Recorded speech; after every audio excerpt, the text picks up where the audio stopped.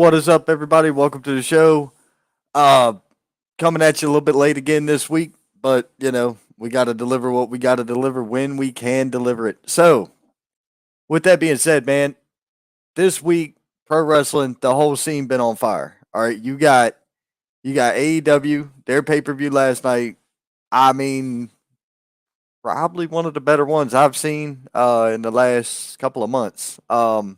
Now, y'all know I ain't the biggest AEW fan, but you got to try to give it a shot when you can give it a shot. And last night I was fortunate; I wasn't doing nothing else. So I was like, the hell with it, I'll give it a shot, see what's happening. Well, from front to back, it was stacked. There was a ton of matches. I didn't make it through all of them. I didn't make it through the whole show, but overall, wasn't a bad show. Um, Big news that came out of that was MJF winning the AEW strap last night off John Moxley after old Regal slipped into the brass knucks and he struck him dirty. And, MJF's the new champ. I figured most of y'all done seen that by now. You've probably seen the press release afterwards. Um, it is what it is. But truth be told, it wasn't a terrible show. There was a couple things that I wasn't all that big of a fan of, but we'll get into all that because we're gonna go ahead and cover the whole show here. I've invited some guests. If anybody wants to pop in because they know more about AEW than me, be my guest. Because I promise I'm not the most knowledgeable person on AEW. I'm not the biggest fan of the product, but I'm a man of the people, and the people want everything covered. So, here we go. Uh, they had their pre-show last night, right? I didn't catch any of that. I didn't start watching until like right at 8:05, because I was, you know, busy. I was doing other things. Truth be told, errands to run. Ended up going to the liquor store. Ended up going to the cigar shop. Um, you got to keep yourself in stock, right? So that's what I did. So on the um, on the 0 hour thing, you had, what is it here?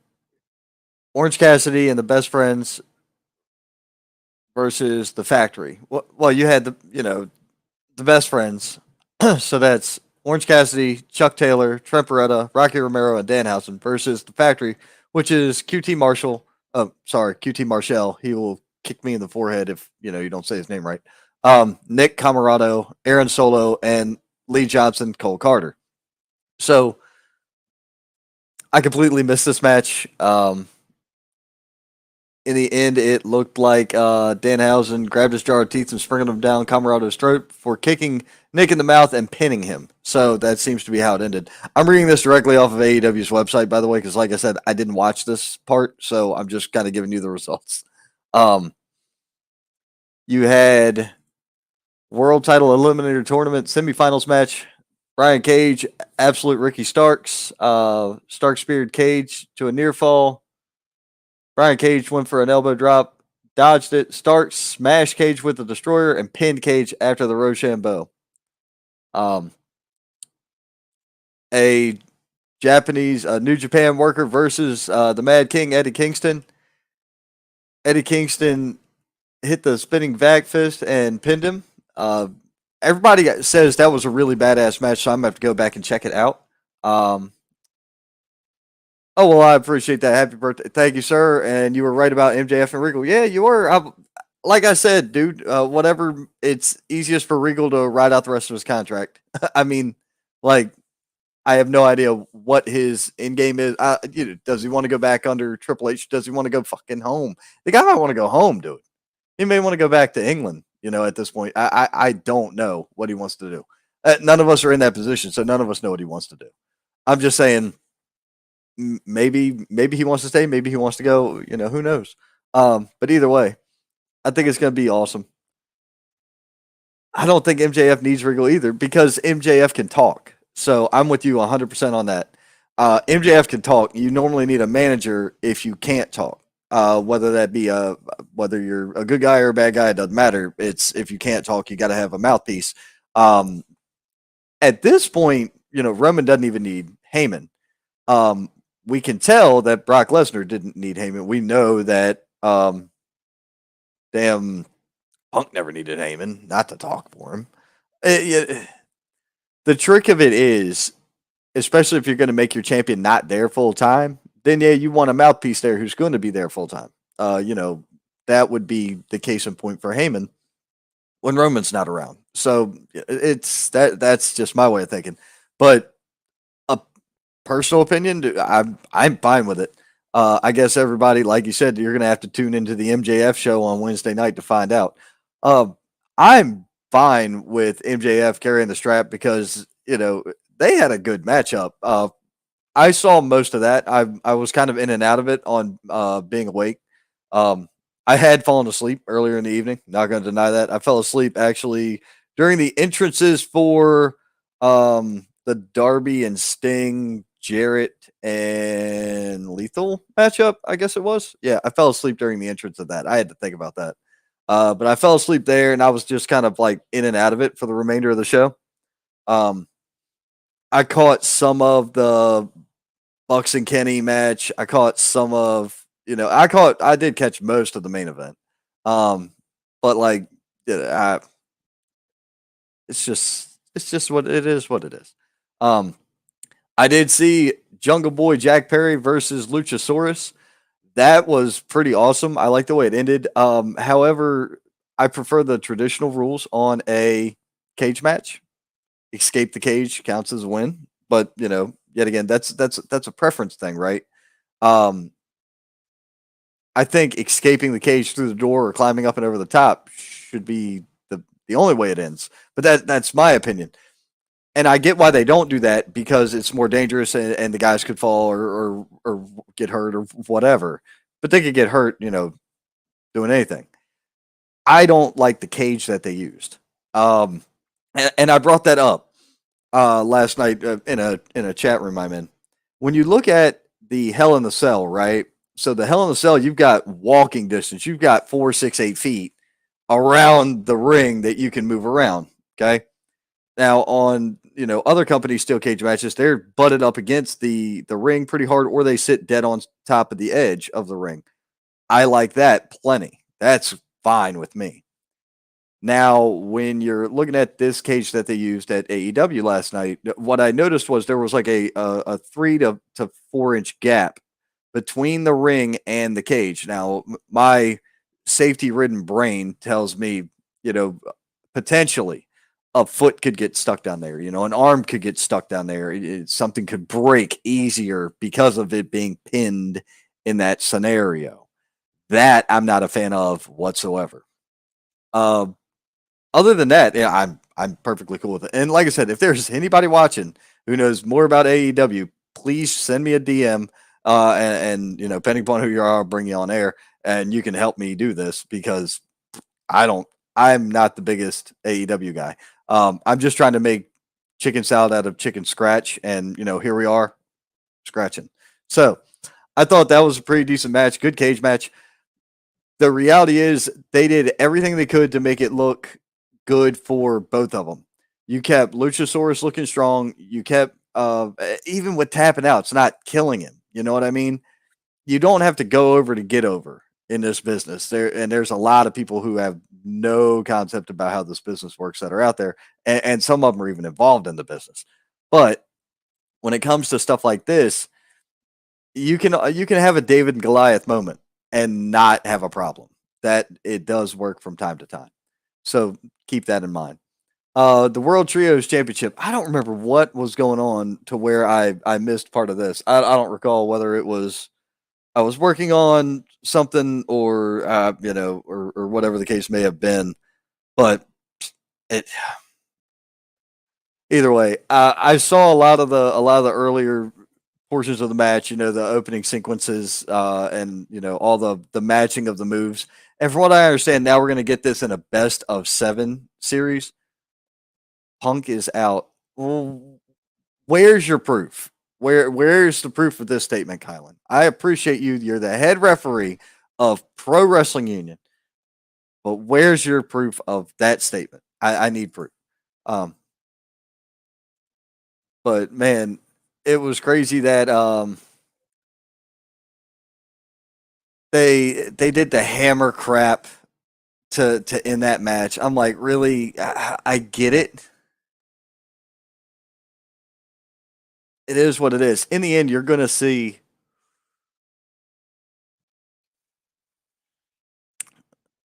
it's in the pudding.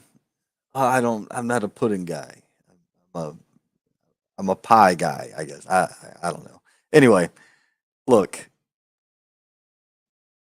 the hammer ending the match was kind of lame, and I think you're going to start seeing the dissension between Death Triangle because Pac is more destined to be like a bastard and a bad guy, whereas you got the Lucha Brothers, and they're more interested in being. They seem like they care more about the fans and what the fans think, and relishing in that. So there's that, dude. You want to talk about the proof is in the pudding? What's funny is that MJF during that promo he cut at the skirmish after whatever the whole what did they call that stage thing after the show? Oh yeah, the media scrum as they call it. Um, he used the same line. I'm the best on that microphone in that ring. The same thing Punk said in the pipe bomb. So if you really believe that it's over there, it's over. I think that you're going to get Punk versus MJF. MJF's going to go over in this one to solidify his reign. I really believe that that's if if you're going to do this and you're going to bring Punk back, I believe that's the way you need to let it go. Um, MJF needs to go over on CM Punk. But I said that months ago anyway. But he got hurt. Um, Reality is I would have much preferred to see Eddie Kingston go over on CM Punk or or something like that, where they have history to it. Do Eddie Kingston and MJF have any history? Because I would much rather like to see I'd like to see Eddie Kingston in that role. Not for a long period of time. Don't get me wrong. A TV win and a TV loss for the strap for him is fine. Here's how you make that work, though. You give him the strap a week or two before the next pay per view. You have him defend it and win at the pay per view, and then you have him drop it on TV again. That way, his stock in the casual viewing fan as well as the hardcore AEW fan stays up. You're going to boost your merch sales. You're going to boost a lot of your mediocre sales on like his side. His sales aren't bad, but they could, of course, everybody's sales could be better, right? So you give him a quick title run. It's going to give him a good jump. It's going to give your business a good jump, and it's going to also make you look like the land of opportunity, where anybody can be a champion, which is ultimately what AEW seems to be what they want. They want to be all inclusive wrestling, right? Or all they don't want to be all exclusive. They want to be inclusive. They want to, they try to do certain things for people with epilepsy or certain things with other disabilities so that way that they can get there and enjoy the show too, which is great. So if you're going to go that far, you may as well placate to making anybody and everybody have, the ability to be your world champion, which yet again, I don't have a problem with. I really do believe that Eddie should get that honor once in his life. If not else. CM Punk goes to NWA and beats Tyrus. First off, CM Punk hates Fox News, so he wants nothing to do with the NWA title that's been on it. So start there. Then you've got, you know, does Punk like Billy? Does Billy like Punk? Billy Corgan also just got done dealing with the whole Magnus situation, or what's his Aldis? Yeah, Nick Aldis. He just got dealing with him and that whole situation. Does he really want to get another guy that has a reportedly bad locker room, manner? Is I don't know. Nick Aldis has, from what I've heard, he's got good rapport. From what Billy Corgan said, he's got bad rapport. I've seen him in the locker room. The guy was cool as hell. I've met him. The guy was cool as hell. Um, I had zero problems with the guy. However, uh, you got to go with people that have worked with him more than, I've been around him like 3 minutes. So what do I know? You know what I'm saying? Um, it's just one of those things, man, where you got to be really cautious about who you're going to bring into the locker room, especially for that product. Plus, with that not being on TV, would it be worth it? I don't know.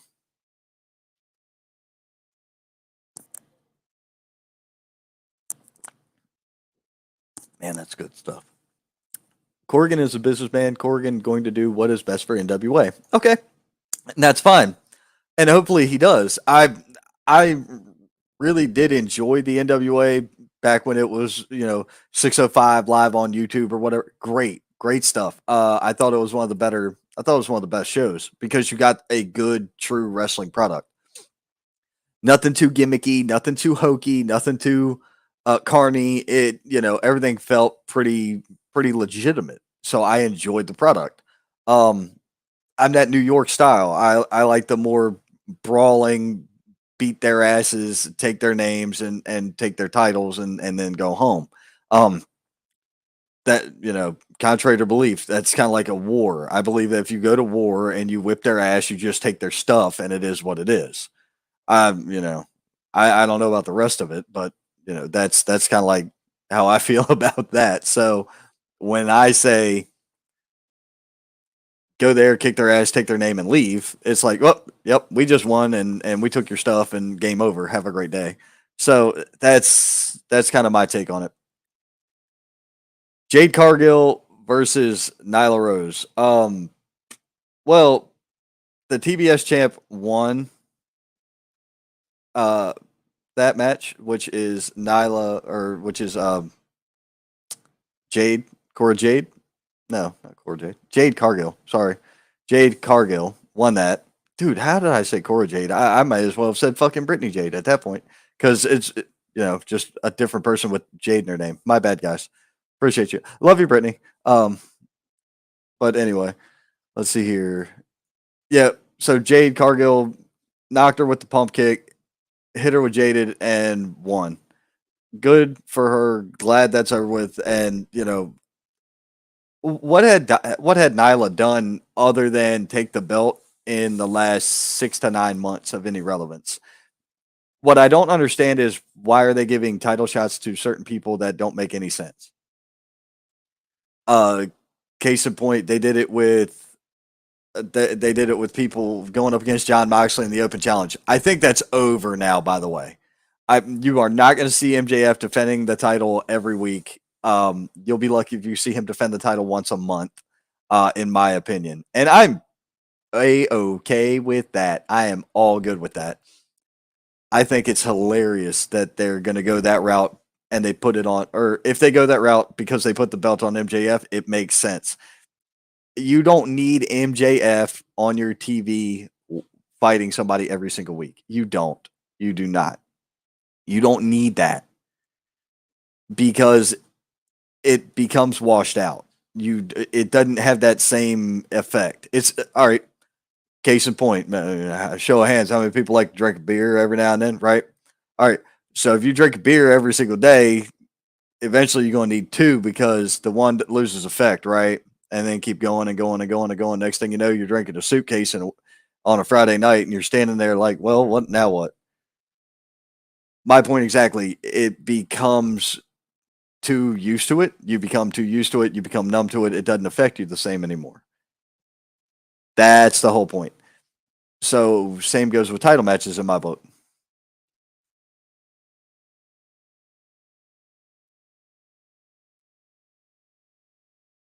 Uh, I'm not even going to regurgitate that comment, Mater. I'm not. I am not even going to regurgitate that comment, bro. You and me are cool, but I guess you and me need to have a conversation about things that I will and will not get into because that is not one of them. Like a vault. Like I said, if you know AEW, though, if you guys know AEW and you want to chime in or you want to talk about this show, we can. All you gotta do is tell me to send you the invite, and you're on. No problem. Um, Ring of Honor World Championship match. This was actually pretty entertaining. I enjoyed this matchup. We went from you had Sammy Guevara, Brian Danielson, Jericho, and Claudio Castagnoli. I really thought that they were going to go a different direction with this. I figured you were either going to get Brian Danielson or Claudio taking it back from Jericho. I didn't expect the thing with Sammy Guevara and Jericho to happen, but cool. I I guess that's building Sammy, but yet again, what has Sammy done to earn a title shot? This is where you got to sell me on these things, guys. Um, or this is where AEW's got to do a better job of selling me on why he's earned to be there. Because I don't see where they're earning title matches; they're just getting them. Um, not everything needs to be. You don't have to have a tournament for everything. Don't get me wrong. You don't have to have a battle royal or a Money in the Bank contract or any of this. But I don't understand why it's like Oprah. Tony Khan's like Oprah giving out title shot. You get a title shot. You get a title shot. You get a title shot. Everybody gets a title shot. That's because everybody's got a title, so everybody has to get a title shot. It's too much to me. I don't understand it. Um, enough of the 4 ways, 3 ways, and 6 mans. It's too much. Hey, look, I'm not against that statement either. I think there's too many. I think it's because they've got so much talent, they want to showcase it all. So what they do is they just kind of pile in additional people. I mean, it's not all that much different from an indie show. A couple extra workers show up in the back. Hey, brother, you got room? We could throw down a matchup and yada yada yada. Well, yeah, man, we'll just add you over here. We'll throw you into the tag team, or we'll make this a fatal 5-way and whatever. You see that at indie shows on occasion, but not too often. Why are we doing it on TV? I really feel like there's better planning at local independent wrestling shows than there is AEW. And that's my opinion. It feels like stuff makes more sense. Like I said, that's just me. This and Jericho retained the Ring of Honor heavyweight title, and this match right here that I'm getting ready to cover now is going to be the one that I'm probably going to hurt a lot of feelings with, and I am okay with that one. Dr. Britt Baker, DMD versus Saraya. The fact that you have the best women's wrestler on your roster do the job for somebody who's been gone 5 years out of the ring due to injury. Let me run that back by you one more again so I make sure we all on the same page. You took the best women's wrestler on your roster in Dr. Britt Baker. The best that AEW has to offer is Britt Baker for the women's division. Number one with the bullet, that's it. Ain't no ifs, ands, buts about it. And you had her job, do the job, take the loss to Saraya. Paige has been gone from in-ring competition for 5 years. Her return match, I can see not making it an easy win. Okay, I get that. I can see anything else. But that, nah, I don't get it.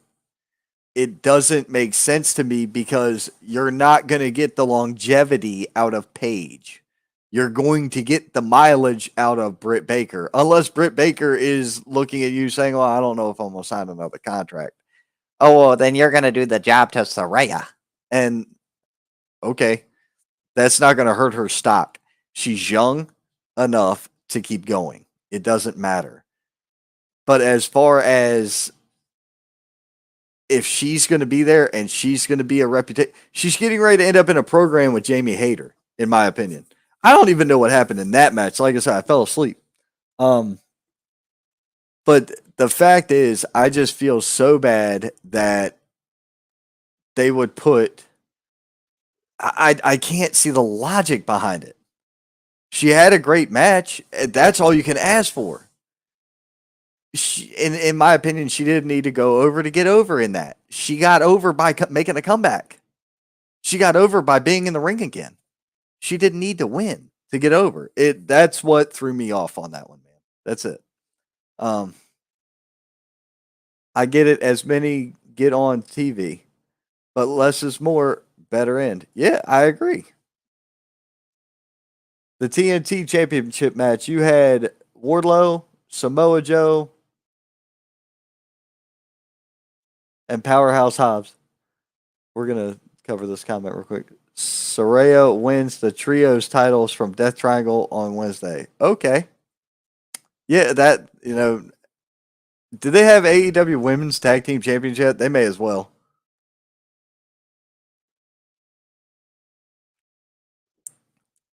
That that would be more logical for a place like that with so many a large influx of talent. That would be a pretty good investment, not in my opinion, for them. I think they got more women on the roster than Impact does, so it would logically make sense. Women's tag titles work. I don't think we need another undercard title. You've got the AEW World's Champ, TNT Champ, All Atlantic Champion, which it's different than the Intercontinental or US or European or so. Yeah, that's fine. Then you've got the women's main card title. Then you've got the TBS title or whatever. Yeah, TBS title. Yeah, TBS title. So that makes sense. Cool. Then you add in all the ROH belts. You know, what are y'all doing? Are they going to create another show just for Ring of Honor? If they do that, I can see that being helpful, but you're really going to have to separate your roster a bit. ROH people need to stay on ROH TV. They need to not be on AEW. Pretty much ever. They can be there, they could be on screen, but you don't want them taking up ring time. Okay. Why can't you have two brands on the same show? Why would you? It When you have that much of a diverse product line, why wouldn't you put it on separate markets? You already get a little bit of everything at AEW, so why do you want to convolute it with a little bit of everything plus a little bit of everything else? It's like to me, it's just too much. It's too much going on. It's too much to keep track of. But either way, Wardlow, Samoa Joe, Powerhouse Hobbs wasn't a bad match at all. Ended up being that Samoa Joe pinned Wardlow after. Oh no, let me rephrase that. He hit Wardlow from behind with the belt. Then he choked out Hobbs. Hobbs was already out, so I mean, yeah, I guess, but okay. So he did that. So here's the match I fell asleep at during the entrance. See, and I got no problem being honest with you guys because I think I think being transparent's a good thing. So I'd rather be honest and tell you the truth than I would not tell you the truth and then you call me a liar later anyway. So Darby hit the coffin splash on Lethal and pinned him. That's how that match ended. I don't know anything that happened in there because, like I said, I didn't watch the match at all. I completely missed Tony Storm and Jamie Hayter as well. Baker removed the turnbuckle pad. Hayter whipped Storm into the exposed turnbuckle, hit her with a ripcord lariat, then pinned her. Jamie Hayter is the new AEW Women's World Champion. That's awesome. I actually woke up during this match here. The Acclaimed retained over Swerve and Our Glory.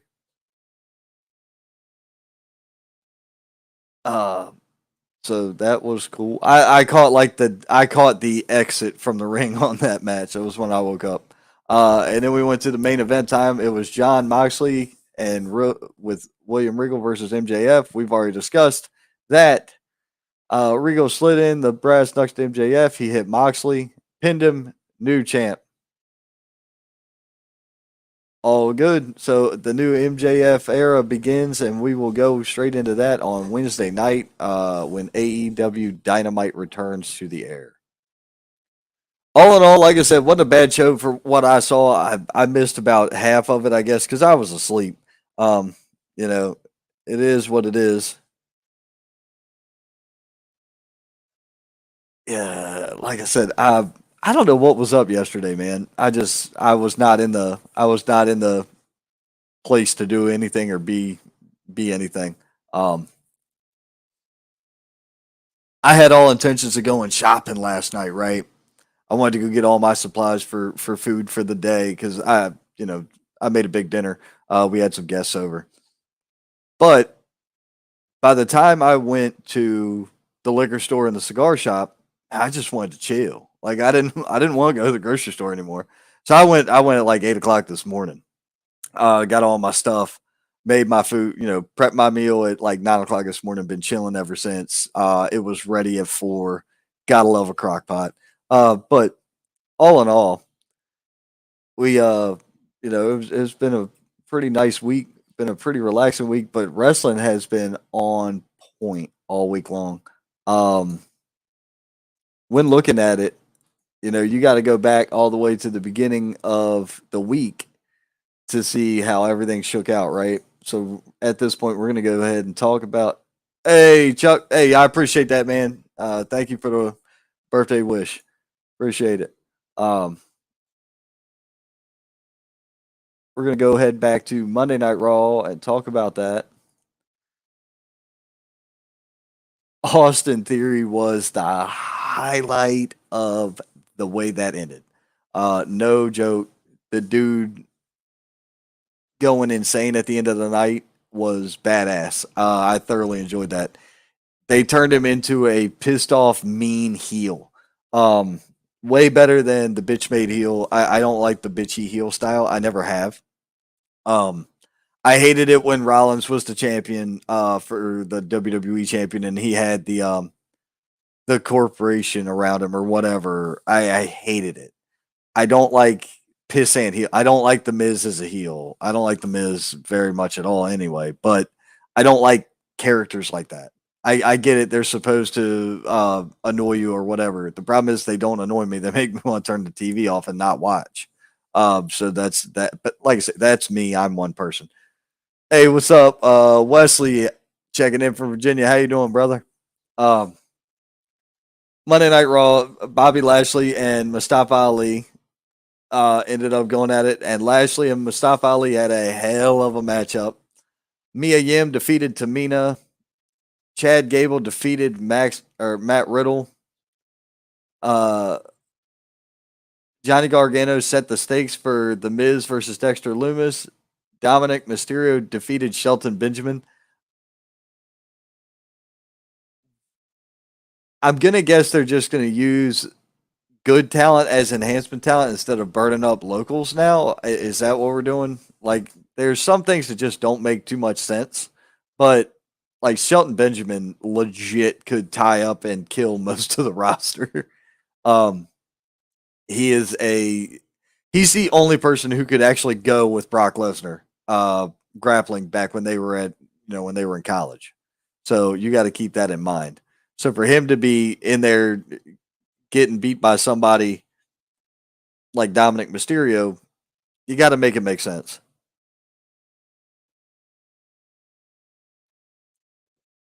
Oh man, let's see here. Io Sky defeated Dana Brooke. Mia Yim joins Bianca Belair's War Games team. Dude, War Games is coming up. Is that this weekend? Yeah, I think it is. It's gonna be Saturday. This Saturday. That's gonna be awesome. Well, shit, we may have to talk about that too. I'll see what I can find. You got Dolph Ziggler defeated Austin Theory by DQ. Baron Corbin defeated Akira Tozawa. Seth Rollins defeated Finn Balor. And then after that, Austin Theory came out and just kept wrecking Rollins. So I think the way that their new directional build for Theory is awesome. I'm all about it. So that was Raw.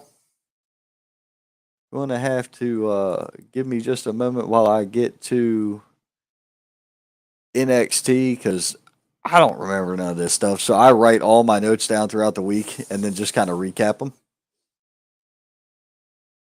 Let's see here. You had Braun Breaker defeating Von Wagner for the NXT title. What did Von Wagner do to earn a title shot? The guy really, in my opinion, Von Wagner's mediocre at best. I don't think the guy deserves to be in that spot. Zoe Stark is now the hunter of NXT, whatever that means. Inda Sheer defeated George Cannon and Jake Fingato. I don't know who they are, but dude, Into Share looks badass. Uh, what do you mean Breaker's Strowman is awesome? Braun Breaker's Braun Breaker. Braun Strowman is Braun Strowman. Um, yeah, Braun Richtensteiner sounds more like his uncle Scott than he does his own father. I agree with that. Oh, okay. Yeah, see, Strowman's a different guy though, bro. I know you're saying Steiner, but you said Breaker Strowman, and I'm like, the Braun Strowman's a different cat. But either way, yeah, I think that Braun Breaker's pretty good. I think he's decent in the ring. He reminds me a bit of a better working Goldberg, in my opinion, and he's better on the mic than Goldberg. If that makes any sense, I think he's a more improved version of Goldberg, and a better, way better on the microphone. Um, so there's that. I think he's a fantastic worker.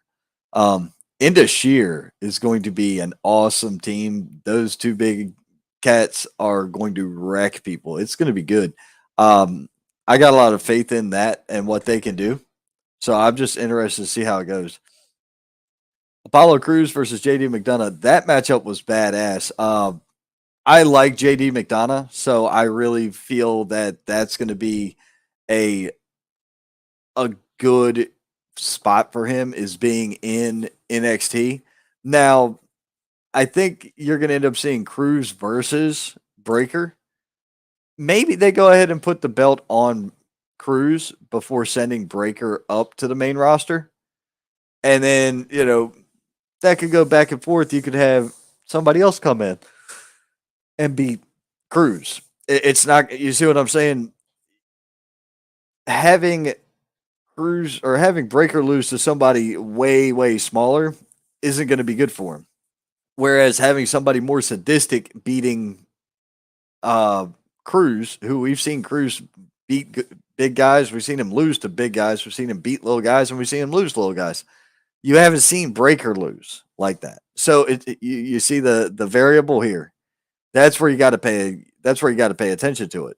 So I feel like having Cruz, a bigger cat, beating Braun, then Braun going away, Cruz losing to whoever isn't going to matter, because he's already that egg's already been broken. You feel what I'm saying here? They've already opened that doorway. Um, and it's just one of those things.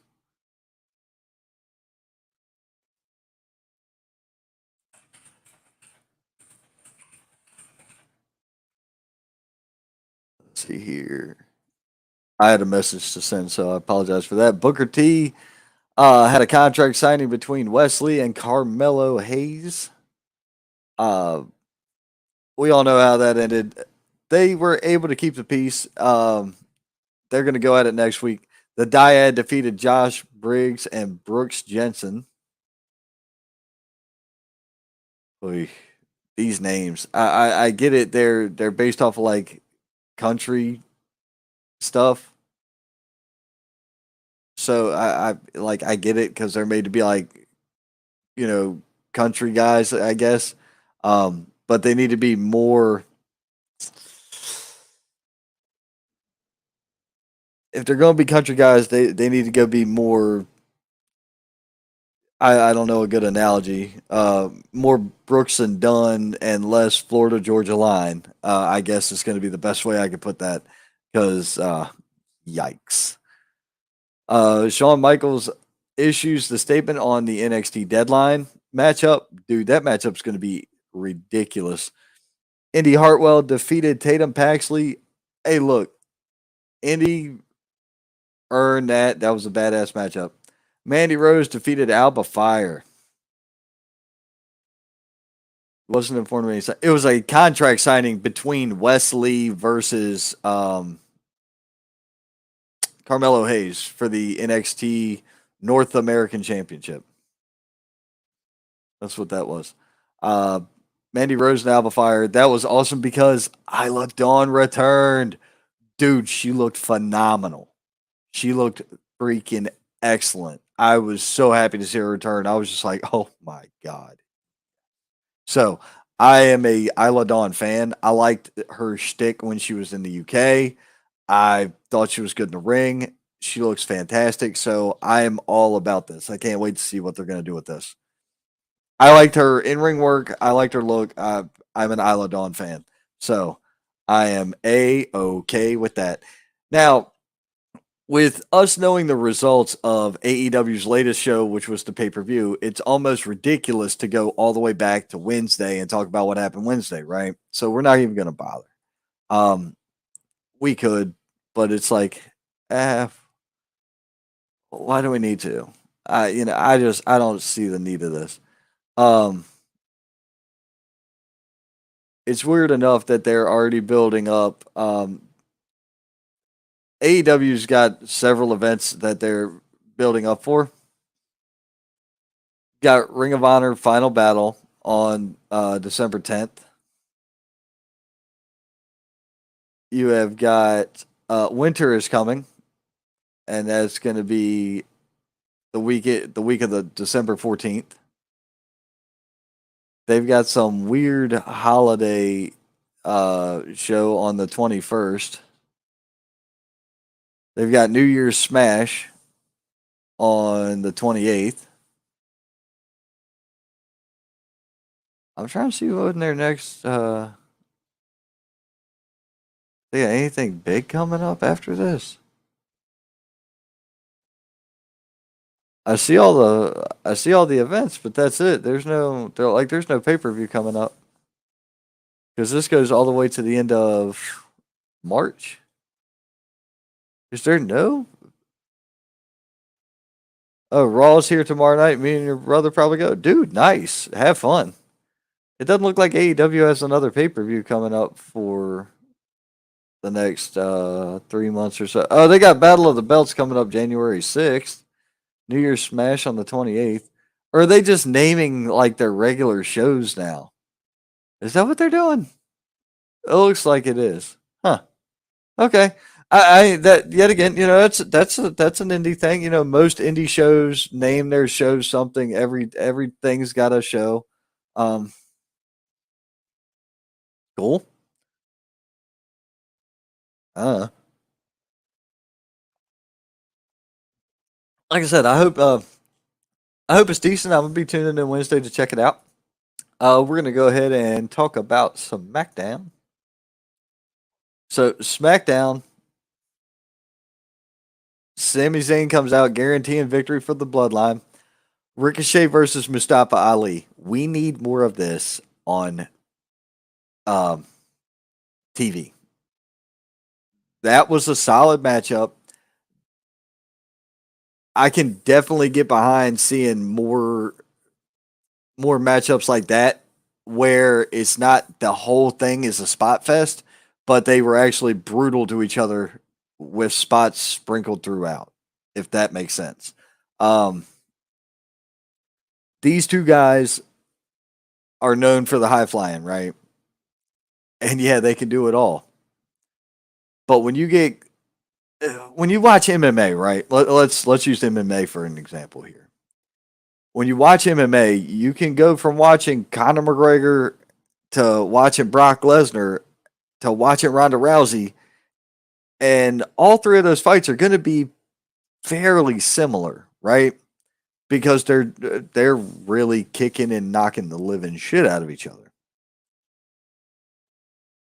That makes it look more legit to me than somebody flying through the air with the greatest of ease. That shit is like, what is going on?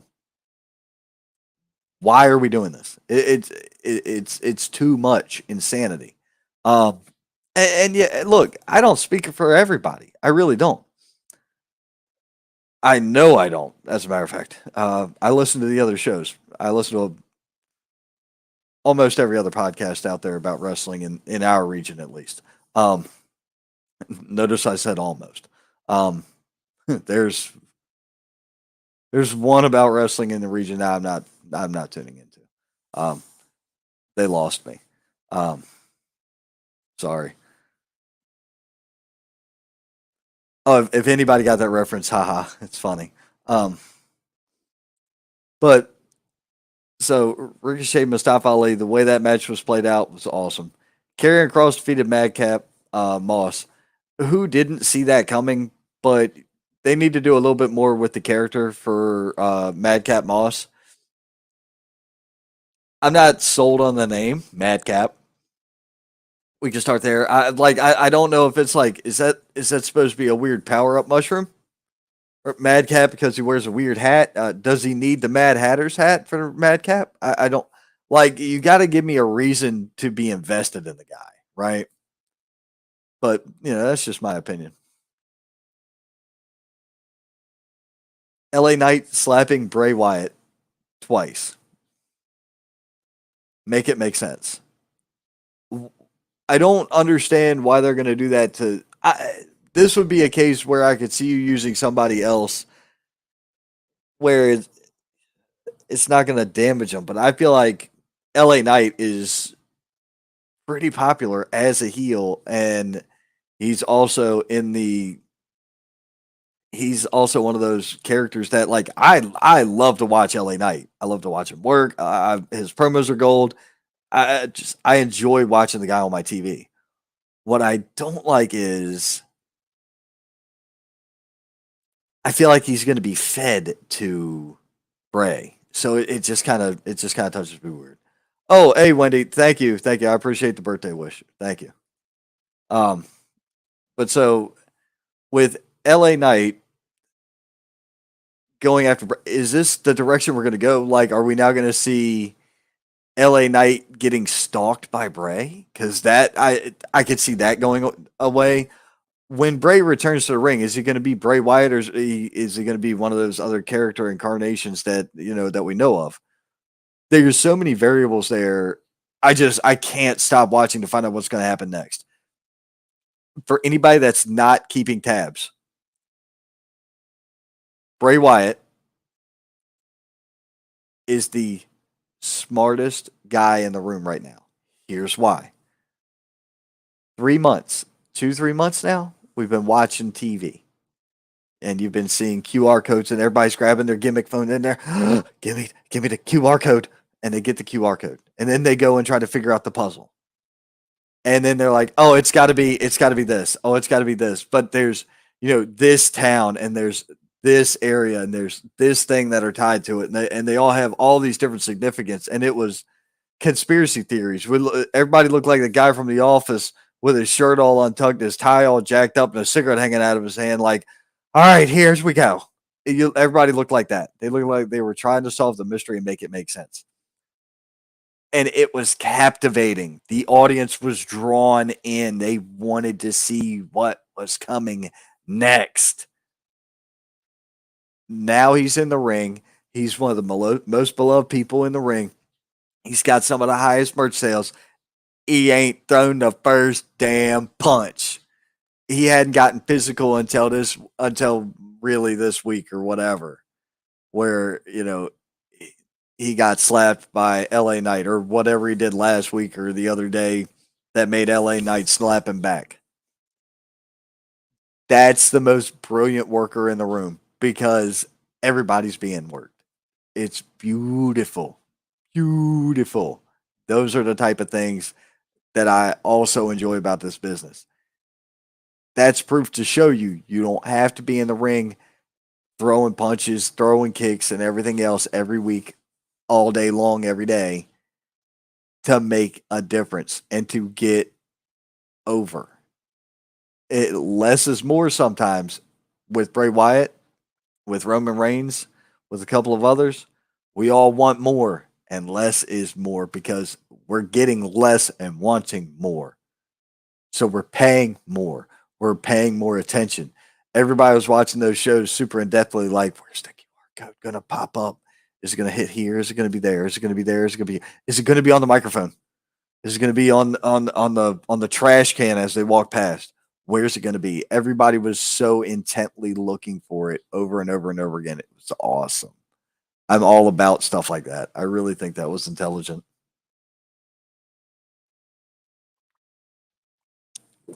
Shotzi defeated Shayna Baszler.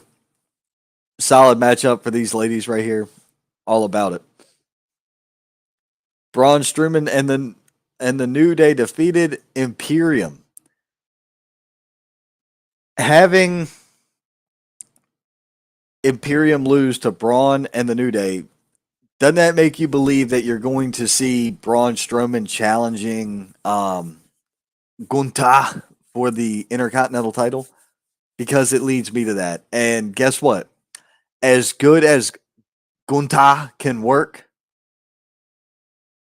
and as I guess crowd response that Braun Strowman drives, I'm down. I think it's going to be a hell of a matchup. Do I anticipate it to be as good as Gunther and Sheamus? No, I do not. However, I think it'll be entertaining. Good match and entertaining match are not the same animal, right? Separate your world, folks. Separate your world. That's going to be a far more entertaining matchup, in my opinion. It's going to be a more entertaining match, in my opinion, and one of the best matches in recent memory, really is Sheamus versus Gunther. No bullshit. Big fan of that matchup. Butch defeated Sami Zayn. Wow. I am all about it. I can't believe that they're gonna number one. This is for the SmackDown World Cup on Fox tournament, which okay. I don't know what that's for, but cool. SmackDown World Cup. Okay, neat. I guess it's World Cup and there's a soccer World Cup and Fox Sports is involved. Maybe I don't know. Make it make sense, somebody. But either way, good matchup. So Roman Reigns is up in the ring. They're going after, he's brawling with Sheamus. As the Brutes gain an advantage, Roman Reigns come out and laid to waste Holland, Butch, McIntyre, and eventually Sheamus. Like I say, so Roman came out and smashed 4 of them. As Reigns looked for his signature spear on Sheamus, Kevin Owens returned to reveal himself to be the Brutes' 5th man. Owens evened the odds and delivered a stunner to Reigns, leaving the Brutes standing tall as SmackDown went off air. So, wasn't there a report that KO was just hurt? People be falling for that one, man. I was like, man, I hope he really ain't hurt. That sucks. But they said he got hurt at a house show. So, that's one of those things where you see fan footage and you see other things and it's like, oh man, yeah, look, he got carried out by the medical staff at this house show, where people were like, oh, I didn't really notice that he got, it looked like he got hurt, but damn, I guess yeah, he did. Because there's not as many smarks watching it at all times. They're not watching it as intently at a house show. They're there with their family. It's a cheaper night out. It's nowhere near as cheap as going to a damn, indie show, but it's cheaper than going to Raw or SmackDown. I'd still go to a live show. I wouldn't have no problem because it's going to be good. It's going to be entertaining. And then NXT, if they start traveling again, mark my words, it's worth going. I had a great time when I went to the NXT show here in Spartanburg. Good shit. But dude, I'm about it. The direction they're going with all this is excellent, in my opinion. They're making great headway on multiple stories at the same time. Let's see here, man. It's been we've been on for just about 55 minutes, man. So if anybody's got anything else wrestling related they want to talk about it, we can. If not, I'm going to piecing this one out. It's been a long day. It's been a long week. It's been a long weekend, and I'm ready to end this weekend. And then in this work week, very quickly. Um,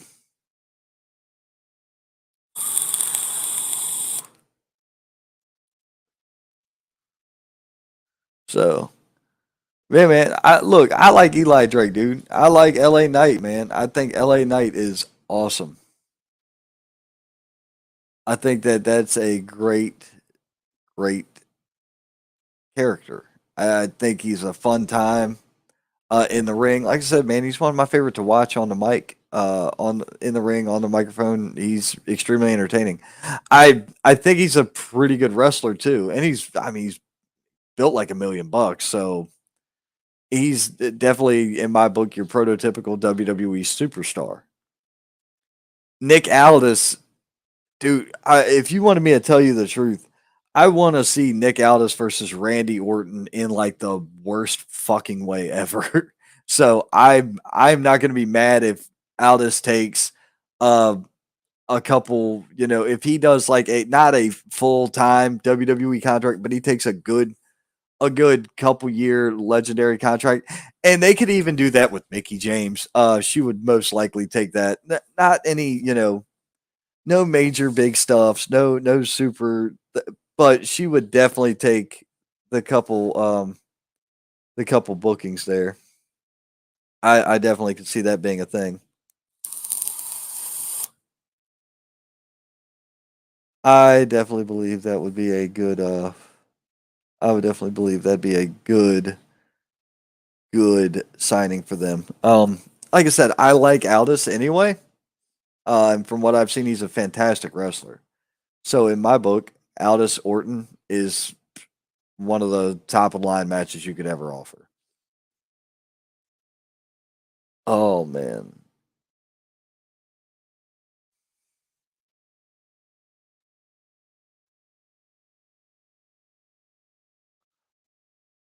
bro, why everybody all up in arms about these Taylor Swift ticket prices? I can't see the fact that if the ticket prices are real, $34,600 for a ticket to see Tay Tay, $43,125. I can't see these being real prices. This can't be accurate. This has got to be a joke. Like, there's no way anybody's going to take out uh, a payment that high to go see Taylor Swift. The only thing I can imagine is, um, at that rate, you could probably pay her cheaper, less to do a private concert for you and your friends. That would actually be more fun anyway, dude. You can get Smash Mouth for like 10 grand. So I don't get that.